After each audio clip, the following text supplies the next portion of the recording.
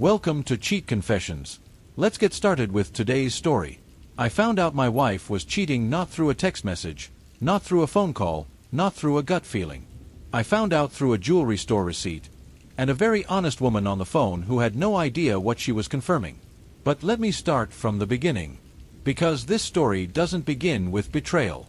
It begins with a Thursday morning, 2 kids to get ready for school, and a phone ringing at 7:30 a.m. with an unfamiliar code on the caller ID. It was Claire, my wife. She was calling from her hotel. Her purse had been stolen the night before from the lobby while she was getting a newspaper. She needed me to cancel the credit cards immediately. Her boss Joy was already arranging emergency company cards overnight. There was about $1,200 in the wallet, she said. Her driver's license too. The hotel staff were checking nearby dumpsters. She sounded worried but composed. The kind of composed that comes from someone who has learned to manage difficult situations quickly. I told her not to worry. I canceled the cards within the hour. No unauthorized charges had been made. Life moved on. My name is Daniel Barton. I'm 38 years old. I work from home while Claire travels for her marketing firm. We have 2 kids, Jeremy, who's 7, and Melissa, who's 6. We have a 4-bedroom house with a swimming pool in a quiet suburb. We have a wide circle of friends, a decent income between us, and what I believed with complete sincerity was a good marriage. 11 years. 2 children. A life I was proud of. Claire traveled once a month. 2 or 3 nights. Different cities. Business trips for the firm. I never questioned it because I had no reason to. She was professional, reliable, and always came home on Friday. That was 6 weeks before everything changed. The reason it changed had nothing to do with the stolen purse. That was just the thread I pulled on without knowing what was attached to it. The real discovery came later, quietly, while I was searching for our home insurance policy in a folder I hadn't opened in months. I found a statement. Claire's personal fidelity account, an investment fund from the inheritance she received after her parents passed away a few years ago. I had always respected her privacy around that account. Never asked about it. Never looked. But I looked that day, and what I found set everything else in motion. The account had grown well. Nearly $400,000 from an original inheritance of around $350. That part didn't surprise me. Claire was smart with money. Always had been. What surprised me was a single withdrawal. $3,000. From the money market account. Dated about 6 weeks ago, the same week her purse was stolen. I sat with that for a moment. $3,000 is not a small amount to withdraw without mentioning it. We weren't secretive about money as a rule. Large purchases were things we discussed. So I kept reading. The withdrawal had been made to a local jewelry store. A check written 2 days after she lost her purse in that city. I sat very still. Claire hadn't mentioned buying jewelry. Not for me, not for anyone. She hadn't mentioned purchasing anything at all in that city beyond the newspaper she was picking up when her purse was stolen. I thought about her brother briefly, but a $3,000 gift for no occasion made no sense. I thought about a work gift, but that would have come through the company account. I wrote down the jewelry store's number. I called. A woman answered, warm and professional. I introduced myself, gave the transaction date and amount, and told her I was calling about a potential issue with a purchase. She pulled it up on her system and asked what the problem was with the rings. Rings. I didn't know what rings she meant. I kept my voice even and asked her to clarify. She explained with the cheerful manner of someone who remembered the transaction well. A woman had come in visibly upset. She explained that her wedding and engagement rings had been stolen, that they were in her purse when it was taken. She wanted replacements that matched as closely as possible. She had used a company credit card as temporary collateral and sent a check to cover the cost. I thanked the woman, told her I needed to speak with my wife first, and ended the call. I sat at the kitchen table for a long time. Claire had told me her purse was stolen. That was true. She had told me her wallet was inside it. That was true. She had told me her driver's license was in there too. Also true. What she had not told me was that her wedding and engagement rings were in that purse when it was stolen. That detail changed everything. Because there was only one reason a married woman would put her wedding rings in her purse before going out for the evening. I needed to be certain before I let my mind go where it was trying to go. I found the hotel's number and called. I asked whether they had any record of a theft reported by a guest around 6 weeks ago. They confirmed they did. I asked if a copy of the report could be faxed to me. They asked for my name.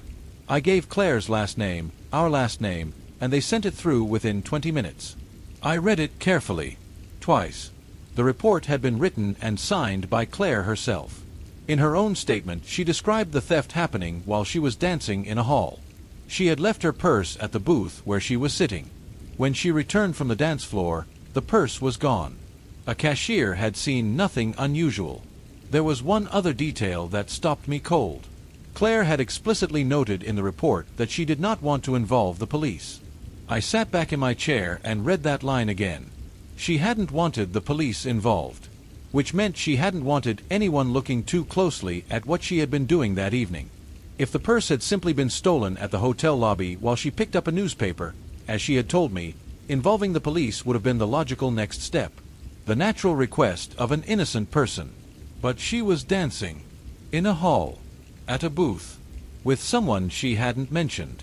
The rings had been in her purse because she had taken them off. She had taken them off because she didn't want to appear married. And when they were stolen along with everything else, she had panicked, not because of the cash or the cards, but because the rings were gone and she couldn't come home without them without raising exactly the questions I was now sitting here asking. So she had gone to a jewelry store, spent $3,000 of her own inheritance money, replaced them with replicas close enough that I wouldn't notice, and came home without saying a single word about any of it. I thought about our 11 years, our children sleeping down the hall, the life I had believed in completely. And then I thought about her upcoming trip in a few days. I set the hotel report down on the desk, and I started making a plan.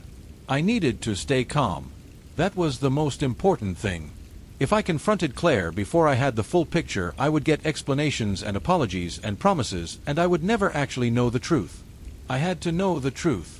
Not a partial version of it shaped by damage control. The real version. Claire came home from work that evening in good spirits. Dinner was normal. The children were loud and cheerful. She mentioned her trip in a couple of days. Same tone, same easy manner she always had about it. She was going to Denton, leaving Thursday morning at 7:30. She'd bring her briefcase home the night before since she had an early flight. That last detail mattered. I had been thinking about the briefcase all day. The evening before her trip, she came home and parked in the garage as usual. She didn't bring the briefcase inside immediately. I prepared dinner, we ate together, and afterward she asked me to bring in her suitcase from the car. I agreed, and I told her the tire on her car looked like it might be losing pressure, that I wanted to take it to my friend Jerry's station to have it checked before she left in the morning. She handed over the keys without much thought. I drove to Jerry's place. He owns a small service station nearby. We've been friends since school. I pulled into his bay, told him I needed a few minutes, and he nodded and walked back toward his office without pressing for details. I opened the trunk. The briefcase was there. I set it on the workbench and opened it carefully. I went through every pocket methodically, making sure I left nothing disturbed, nothing out of place. In one of the side pockets, tucked behind a folder of work papers, I found a package. I removed it. I stood there in Jerry's garage under the fluorescent lights holding an open package of contraceptives with 3 pieces missing. I don't have words for what that moment felt like. It wasn't the shock I would have expected. It was something quieter and colder. The feeling of something you had been hoping was wrong turning out to be exactly what you feared. A door closing permanently. A sentence being finished in a way you can never take back. I put the package back exactly where I found it. Closed the briefcase. Locked the trunk. I had Jerry check the tire pressure and I drove home in silence. I called a private detective agency the next morning. I had searched the directory the previous evening after the children were in bed and Claire was in the shower. I needed an agency with a presence in Denton specifically, one that could begin surveillance the evening she arrived. I made several calls and found an agency with a branch in her destination. I arranged a meeting that same morning. I brought a photograph of Claire. I provided her travel details, her hotel name, her schedule. The agency was professional and thorough. They explained they would begin surveillance as soon as her business day concluded and compile a full report with photographs by Monday morning. I made a substantial upfront payment and left. My afternoon appointment was with a divorce attorney recommended by a friend. I told him everything except the investigator. I wanted the report in hand before I mentioned surveillance. He walked me through the process clearly. Our state operates on a no-fault basis, so infidelity wouldn't factor into the legal proceedings directly. But because I was the primary caregiver for our children, custody would most likely be awarded to me. Claire would receive substantial visitation rights. Our property would be split equally. Our incomes were similar enough that alimony between us would be minimal, though with custody of the children she would be required to contribute to child support. Her inheritance was entirely her own. I had no interest in it. I asked him to prepare the divorce papers. I asked for them to be served to Claire at her workplace. He confirmed this could be arranged. I gave him her office address and we agreed on Tuesday as the date. That evening Claire came home from work, kissed me on the cheek, and sat with the children while I finished making dinner. Later in bed she put her arm around me and whispered that she loved me. I put my arm around her shoulders. I held her there for a moment in the dark. I had the attorney's business card in my jacket pocket in the closet. I had the detective agency's confirmation in my email. I knew what was in her briefcase. I knew what had been in her purse. I lay there in the dark and thought about 11 years and 2 sleeping children and the version of this life I had believed in completely until 6 days ago. Then I closed my eyes and waited for Monday. Monday morning. The children left for school. Claire left for work. I drove to the detective agency's office. The office manager had the report on his desk. He told me the facts had come through from Denton that morning and that on a quick scan it appeared significantly incriminating. He slid the folder across the desk and gave me privacy to read it. Surveillance of Claire Barton began at 5:17 p.m. on Wednesday evening in the lobby of the Denton Marriott Hotel. Her identity was confirmed by the photograph I had provided. She was wearing a company badge. She carried her briefcase into the elevator. A staff member confirmed her arrival at room 414 at 5:23 p.m. She was alone. Exhibit 1A. Claire in professional attire entering the hotel. On her left hand, clearly visible, her rings. At 6:31 p.m. she left her room and took the elevator to the lobby. Exhibit 1B. Claire in the lobby at 6:32 p.m. She was wearing the small black cocktail dress, the one I had found packed in her suitcase before she left. She wore the necklace I had given her for our 10th anniversary. Her hair was done. Her heels were on. Her left hand was bare. No rings. I set the photograph down on the desk and read the rest. She met a man in the hotel restaurant. They sat in a corner booth. Exhibit 1D showed them together, close, laughing, his hand on her arm, hers on his. At 8:51 p.m. they left the restaurant together. They took the elevator.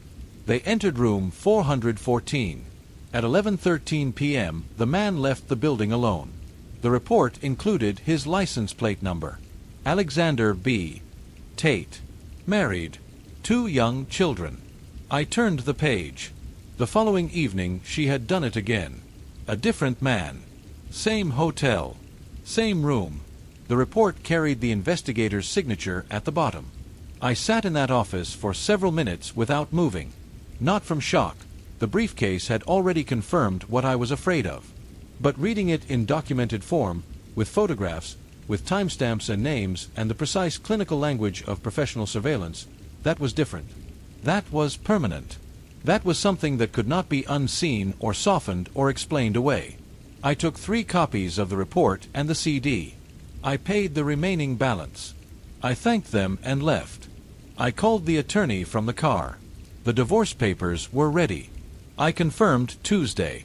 I confirmed her office address. I told him to proceed. That evening was the last normal evening.